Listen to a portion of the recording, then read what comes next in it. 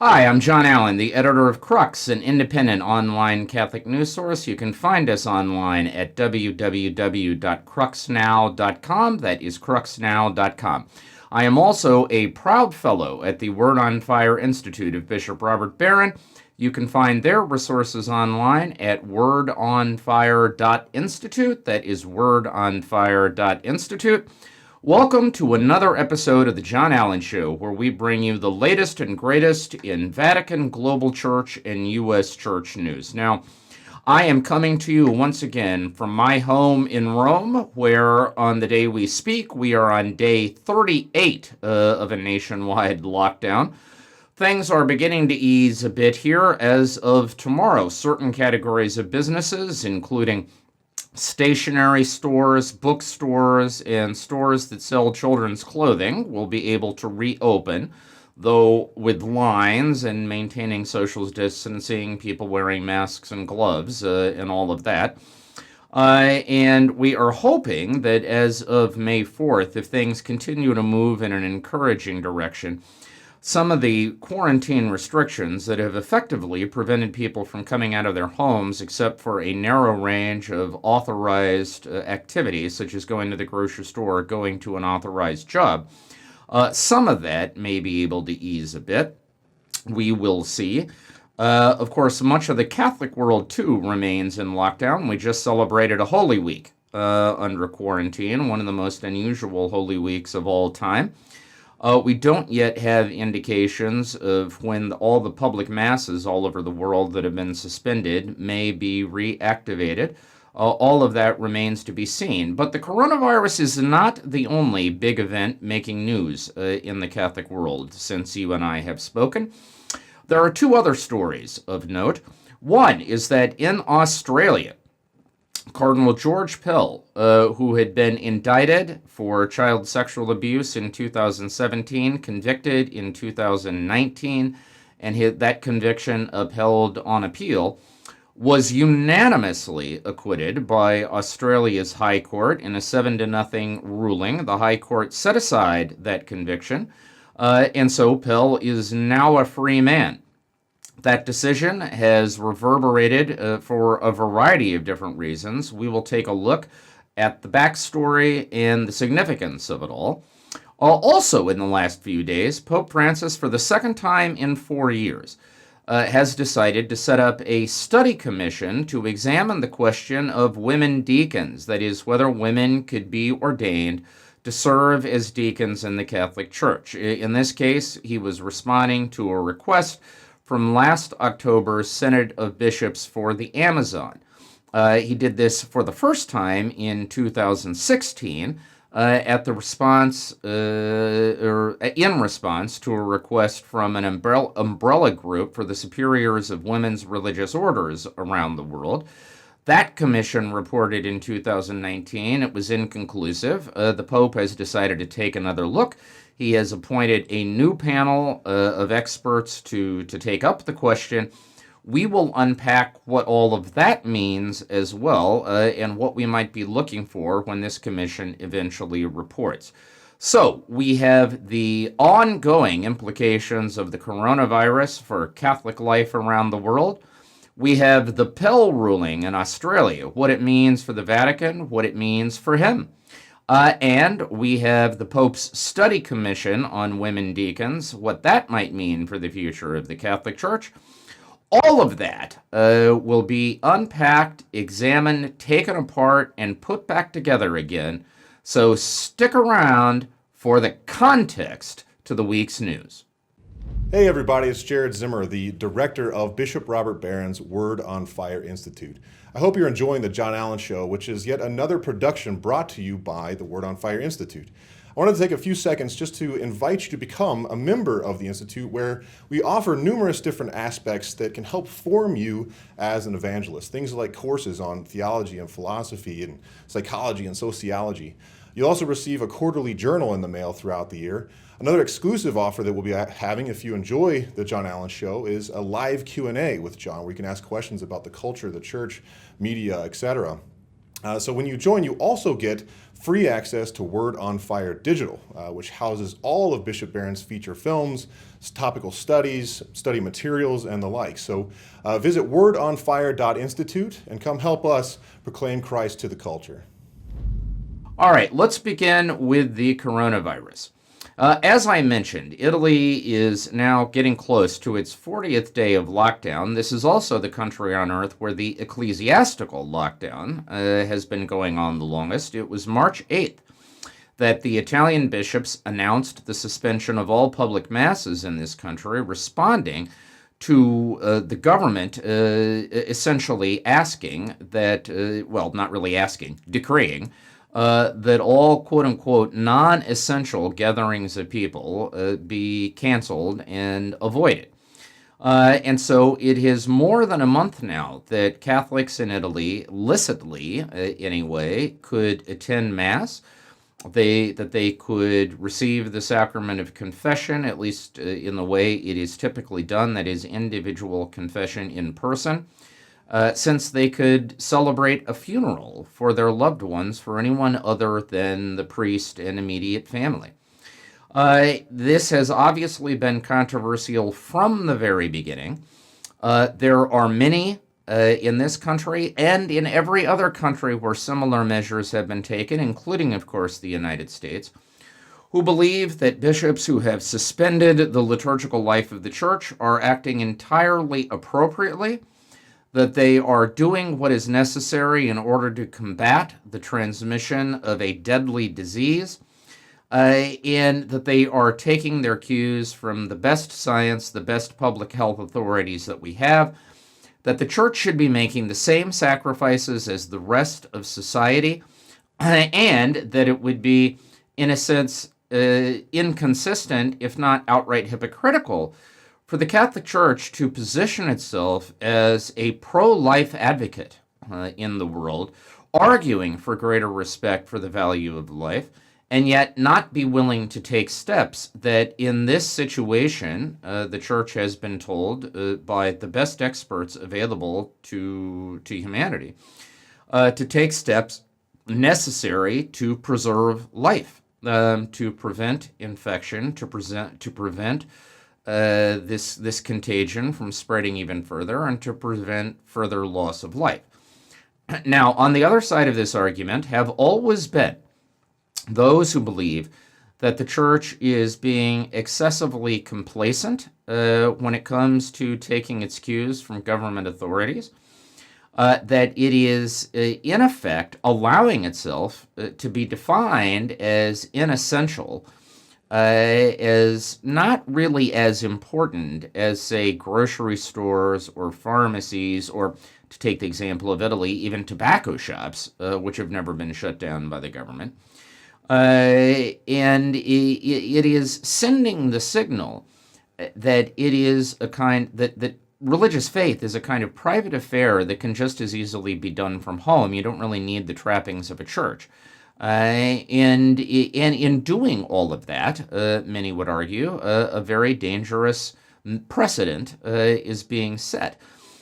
Further, some would argue that there's no logic to it, that if people are allowed to line up outside a grocery store and then in limited numbers go in, observing all the social distancing protocols that the situation requires, and carry out the transactions that are necessary to preserve their physical health, then there is no reason that a similar system couldn't be devised for people to take care of their spiritual health. That is, you could come up with some kind of lottery system or some kind of waiting system where a limited number of people, once, say, every 45 minutes on a Sunday, could be admitted to a church, observing all the necessary social distancing protocols, wearing their masks and their gloves, but nevertheless be able to take part in a Mass and receive the Eucharist in a safe fashion, every bit as safe as what happens every day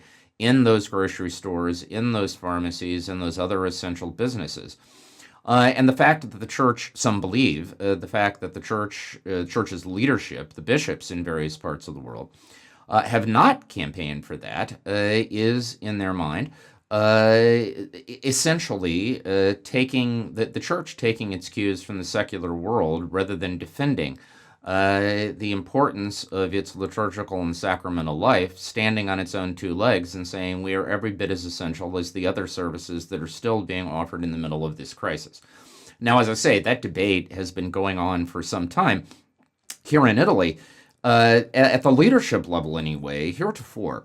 The support for the suspension of ordinary liturgical life has been remarkably compact, so much so that Italian Prime Minister Giuseppe Conte, on Holy Saturday, sent a letter to Avvenire, that is the official newspaper of the Italian Bishops' Conference, thanking the bishops for being so foursquare behind the government policy of avoiding any sort of gathering of people that might create a new vector through which this virus could be transmitted.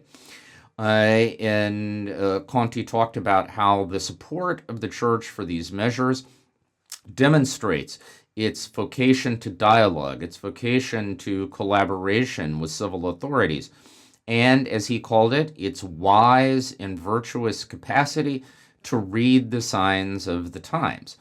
However, there are also indications that the longer this goes on, and especially as Italy, where the curve has been flattened, where the infection rate has been dropping, and where the government is publicly preparing a sort of staggered or gradual return to normal life, that the longer that this goes on without the church at least beginning to talk about its own return to normality, that what has been this remarkable cohesion may begin to fray. On Easter Sunday, for the very first time, we saw an Italian bishop publicly push back against some of these restrictions in the presence of a government official. This was Archbishop Riccardo Fontana in the city of Arezzo in Italy, who was taking part in an Easter Sunday television broadcast where the mayor of the city was also on the program. And Archbishop Fontana used this occasion to say that he found these restrictions, although he said, we have been very obedient. We have not defied what we have been asked to do, either by the city authorities or by the national authorities.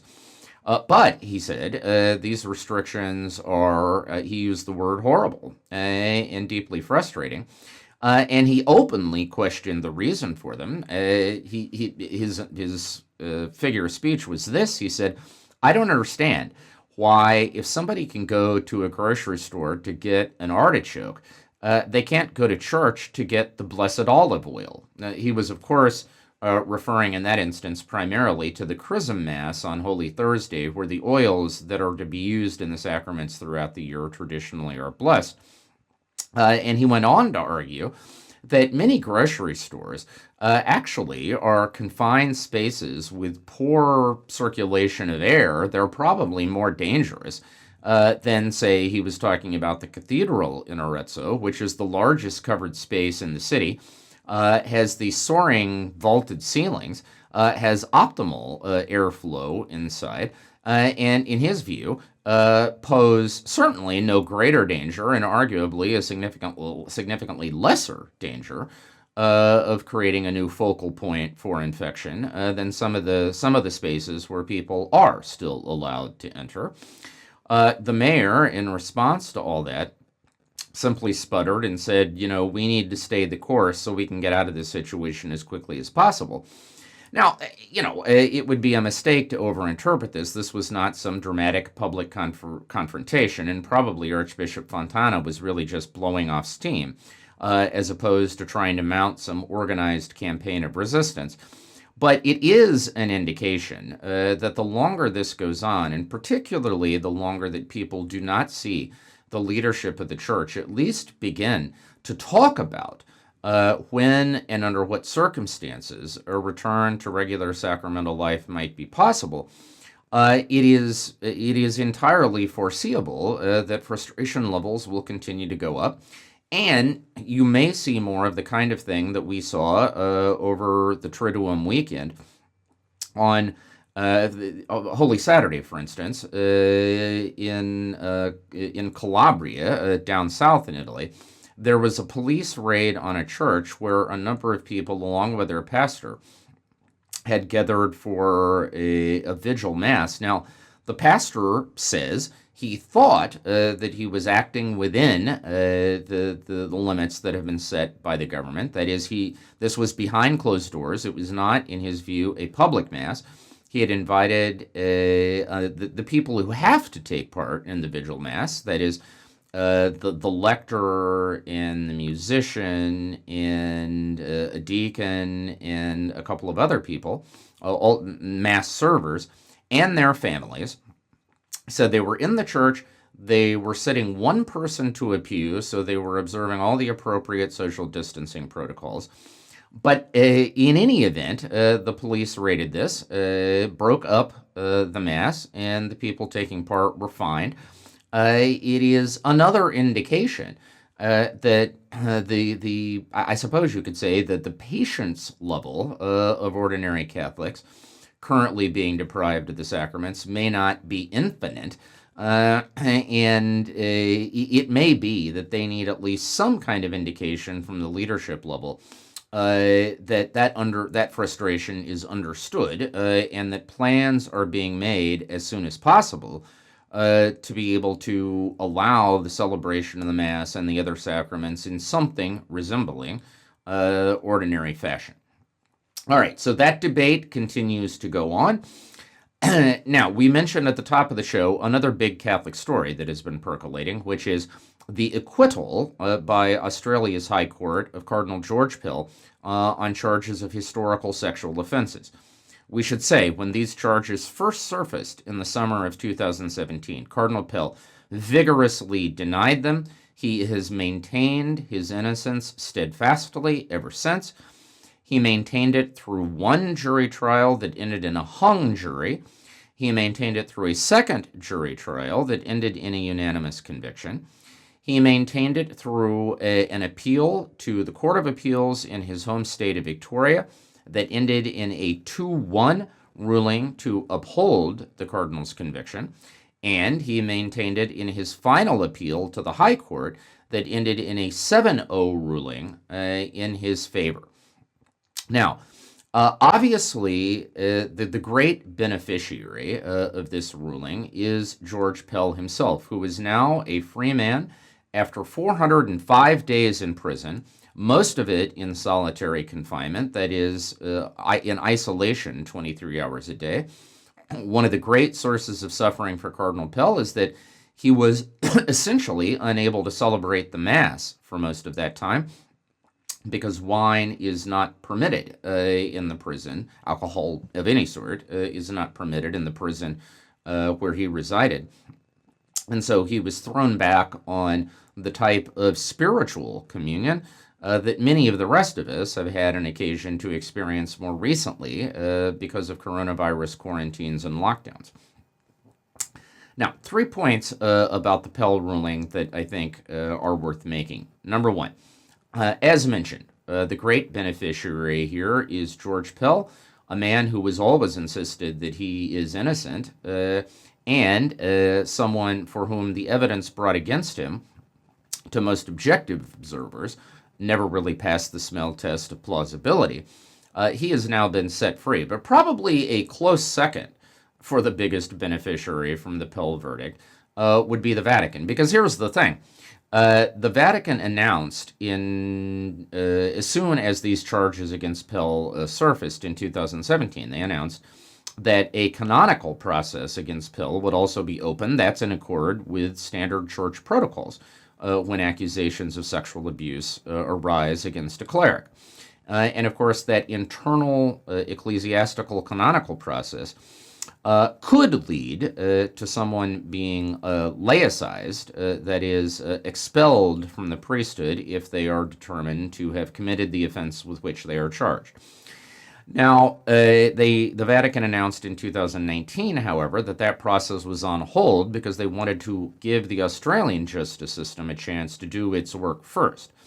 Now, that always meant that after Pell had exhausted his final appeal in Australia, the Vatican would have to make a decision about whether to restart his canonical process, and then if it was restarted, what to do with it when it reached conclusion.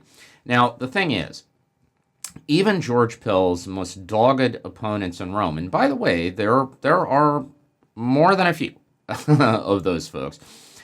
Some would have political and theological differences with Pell. They would simply be a little bit more progressive. Pell, of course, is a very well-known conservative. Others would be people who did not appreciate Pell's attempts at financial reform of the Vatican during his tenure as Pope Francis's Secretary of the Economy, appointed to that role in 2014. Those folks, in other words, folks not particularly disposed to be George Pell fans for one reason or another, none of them really ever took these sexual abuse charges seriously, simply because the claims being made by the one witness on whom, in the end, the conviction of Cardinal Pell rested, for anyone who knows how the Catholic Church works, just never made any sense. In order to believe that George Pell was guilty as charged, you would have to believe that an archbishop would peel away from the closing procession of a high liturgy at his own cathedral on a Sunday, that no one would have followed him. None of the clergy in the procession with him would have gone with him to see what he needed or what was happening, that he would have walked into a highly trafficked and open sacristy, been unobserved by anyone, found there two choir boys by themselves, committed sexual acts without disrobing, without taking off his liturgical vestments, which would make the sexual act cumbersome to say the least, and quite honestly, probably physically impossible. Would have done all that in a matter of minutes with absolutely no one seeing him, would have then returned from that highly trafficked sacristy down the nave of the cathedral and out front to greet worshipers as they left, as if absolutely nothing had happened. And as I say, with no one witnessing any of this. Now, anyone who knows anything about the dynamics of a very busy cathedral on a Sunday, particularly when the Archbishop is celebrating Mass, just, that did not make any sense. And on that basis, no one in Rome, even George Pell's most determined opponents, never really seriously believed he was guilty of these charges. However, they did not want to have to be the ones to say that out loud, because they also understood what the PR implications would be. If Pell had been convicted by a jury, by an appeals court, and then by the Supreme Court of Australia, for the Vatican then to turn around and say, well, we don't actually believe he did anything wrong here, even though that may well have been the gospel truth, from a PR point of view, it would have been disastrous. It would have looked like, once again, the clerical club taking care of its own, the Vatican trying to sweep things under the rug, particularly because Pell was a cardinal. It would also look like the higher up the food chain you are, the more impunity that you enjoy. Now, of course, the Vatican doesn't have to do any of that. It can decide simply to shelve the canonical process on the grounds that the judicial process in Australia has already dismissed these charges, or if it decides to follow the process through to conclusion and determines that Pell is innocent, they won't have to be the first ones to say that out loud, and they won't have to suffer the fallout from it. And so, one would have to say, the biggest sigh of relief when the verdict was announced, undoubtedly, was from George Pell's jail cell, and that, by the way, is where he was. But the second, probably, was in the Congregation for the Doctrine of the Faith at the Vatican here in Rome, because now they don't face the agonizing choice, or I suppose, better put, the agonizing responsibility of having to be the only ones to say out loud that the evidence here does not meet the test of a reasonable doubt. Now, second point, it will be interesting going forward to see what role Cardinal Pell decides to play. In an interview with Sky News Australia, he said that he plans to stay at he'll come back to Rome to pack up his apartment, but he plans to reside at the seminary in Sydney. And he said really all he wants to do is get out into the garden, grow some roses and so on, and sort of putter around. Now, anyone who knows George Pell and what a dynamic personality he is probably thinks that might last a couple of weeks, and then he's going to want to carve out a more substantive role for himself going forward. It will be interesting to see what that might be. One possibility is that he could become a kind of roving goodwill ambassador for prison ministry. He talked in that Sky News interview about befriending some people in the prison that he was confined in, one of whom, by the way, is a convicted murderer whom Pell believes to be innocent. And so, in particular, wrongly accused, wrongly convicted people might be an interest of George Pell's going forward. He might choose to write a memoir. He might choose to return to public commentary. He, for many years, wrote a weekly column for the largest circulation daily newspaper in Sydney. He's a very adept television personality. He could become a commentator on a variety of different things. It will be fascinating to see what George Pell decides to do going forward. Finally, we should note that George Pell's legal odyssey may not be over. The lawyer for the accuser in the case for which Pell was acquitted has said that she has at least 8 other alleged victims ready to come forward to file civil charges against Pell, either for committing abuse himself or for covering up abuse by others. And there are reports in the Australian media that police in Pell's home state of Victoria, the same police who brought these charges, may be investigating another accusation, in this case one that dates back to the 1970s when Pell was a priest in his hometown of Ballarat, and remains to be seen if an indictment will issue from that investigation. If so, one thing you can take to the bank is that Cardinal Pell will defend himself vigorously, just as he did in this case. He will not try to invoke any sort of sovereign immunity as a resident of the Vatican city-state. He has said from the beginning that he trusts the Australian judicial system, that he is not going to run and hide. He will face these charges and fight for his name. No doubt he will continue to do that going forward. Finally, when Pope Francis decided to convene a synod of bishops on the Amazon last October in Rome, an event that was 2 years in the making, the ostensible purpose for doing so was to listen to the voices of the local church in the Amazon rainforest and try to mobilize the resources of the church to respond to its needs. Now, when those bishops came together, joined by other bishops from Europe and North America and other parts of the world, one of the issues that came up repeatedly were the signal contributions, the indispensable contributions that women make in the Amazon, and the desire on the part of these bishops to try to recognize those contributions and in some way to formalize them with some institutional ministry in the church. Now, it was, of course, well known when the Synod for the Amazon took place that Pope Francis had already taken one look at the issue of women deacons. That came, as we mentioned at the top of the show, in 2016, when the Pope took part in a Q&A session with the International Union of Superiors General, that is the main umbrella group for the superiors of women's religious congregations based here in Rome. One of the sisters, in this case a sister from Brazil, asked the Pope about women deacons, asked whether he would set up a commission to study it. The Pope did. That commission had both advocates and opponents. It reported in January of 2019. 3 months later, in May, during an in-flight news conference, the Pope said that he had read the report, but that it was inconclusive. Some members said one thing, he said, some members said another. They could not reach consensus, and so they were each, going forward and doing their own thing. The Synod asked that the Pope take another look at this question, and the Pope, of course, is a big believer in synodality. He believes in a kind of collegial mode of governance in the Church. So he took this recommendation from the Synod and in mid-April created a second commission to study this question. all new members, so none of the same people from the first time.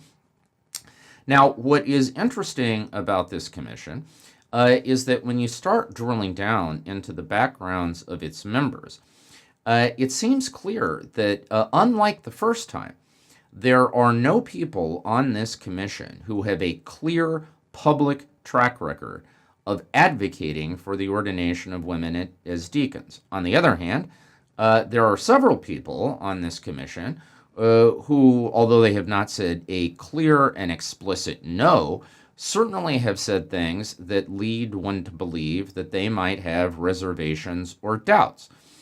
In other words, this does not seem to be the kind of a commission that a pope would impanel if he had already decided to take this step. Now, there are two possibilities. One is that Francis is leaning in favor of women deacons and simply created this commission to give him the strongest argument against it, in kind of classic Thomas Aquinas fashion.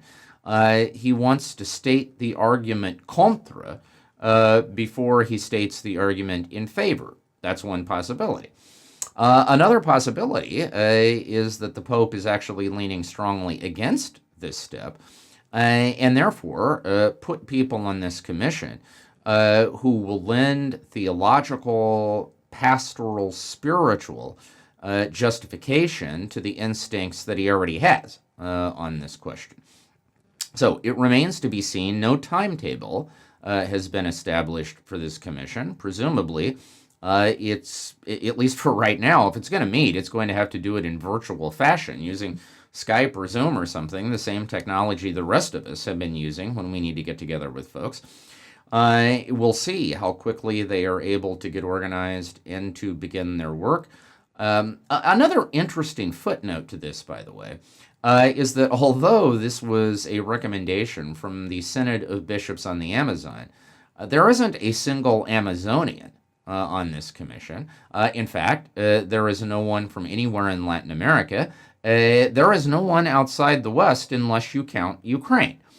There is one Ukrainian, and other than that, everyone else on this commission comes either from Western Europe or North America. So it seems clear from that omission that Pope Francis understands that although this idea may have originated in the Synod for the Amazon, it has implications for the entire Universal Church, and therefore he wants to hear from the entire Universal Church before he adjudicates the question. It will be fascinating to see what this commission comes up with, and then ultimately, of course, what the Pope chooses to do or not to do with its work product.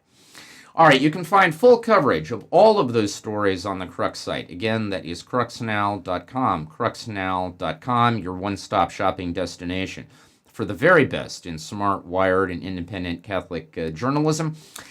For those long lockdown hours, I also seriously recommend you regularly be checking in with the site of the Word on Fire Institute, be following the masses that Bishop Barron is celebrating, his own reflections, the other resources that the Word on Fire Institute offers, that is wordonfire.institute. Once again, wordonfire.institute.